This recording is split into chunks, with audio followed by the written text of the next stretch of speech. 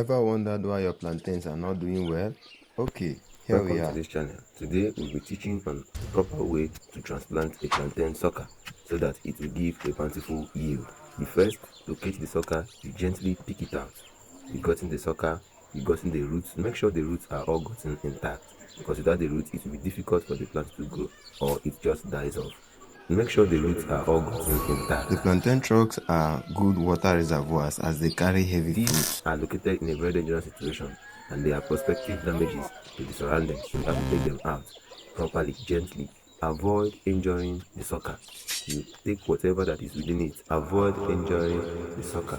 The base of a plantain are not good at dying so easily. So when you are removing the sucker you saw, be careful lest you damage the ones that are not yet seen but are there, the tiny ones.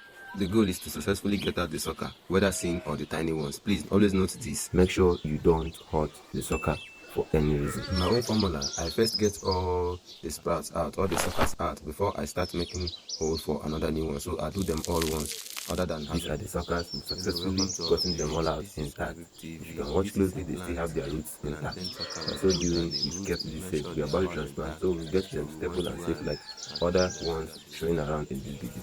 Plantains are not deep-rooted plants, so while digging, you make it quite a depth. You dig to about 1.5 or 2 feet beneath the ground. You might be wondering why all that depth and what for? So that the depth of the ground will hold them strong and safe before maturity stage, because definitely they will come up to the shallow. Before then, they might have stayed a long time in the ground, ensuring that no matter how bad the weather might be, no matter how breezy it might be, it won't be blown away. It stays in the ground, solid state. Its base becomes mature enough to come up to the shallow, where it can also continue its productivity safe and sound. We are using our 1.5 in this video, so our actual depth has been acquired already. Please don't forget to like and subscribe to this channel. Sit with us as we enter the main discussion. This is the transplanting and what happens during transplanting. When transplanting, make sure that the edge of the plantain, the roots of it, doesn't meet any end. It faces a way where it continues. It doesn't meet an end, because when it meets an end, it will definitely find its way to the soil, but it will delay the growth. It won't grow as supposed. Facing your plantain this way as it is in the video is the best option, believe me. You water the soil. Anytime you are doing a transplant, please water the soil. When you as this helps the crop permeate into the ground and also increases the moisture content of the soil. We use ash, wood ash, to detox the soil of any toxicity that may eventually affect the growth of our plantain in the future. And after this, we cover the soil.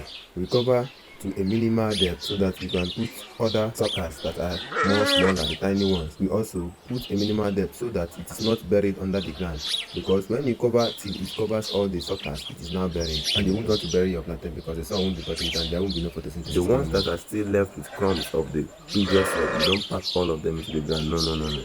You gently slice them out from the old bunch where they are located. You do that gently as in the video. You separate them gently, don't hurt the sucker, because that is the essence of this video, to show you how it is done gently without hurting the sucker.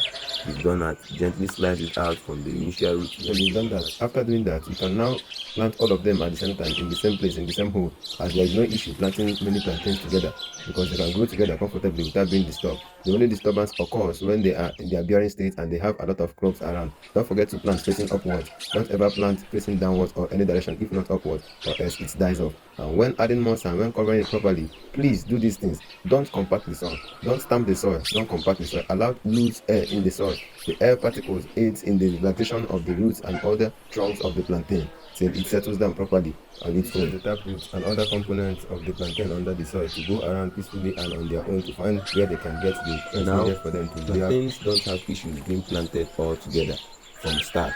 When it has issues, when it's grown fully and it has a lot of children around it, a lot of sprout around it, it delays the productivity of the plantain. After I have planted them, we cover them. But take note, when covering them, you don't stamp the soil, you don't compact the soil, you leave it loose. Why are you leaving it loose? So that settlement will occur on its own. You don't apply pressure on it. You cover gently and you pick out anything that may not decompose. You pick out everything at all. Yes, you see now the plantains are slightly loose. They are not tightly compacted. So now we have ourselves a clean transplant. If you like this class, please like and subscribe for more videos like this.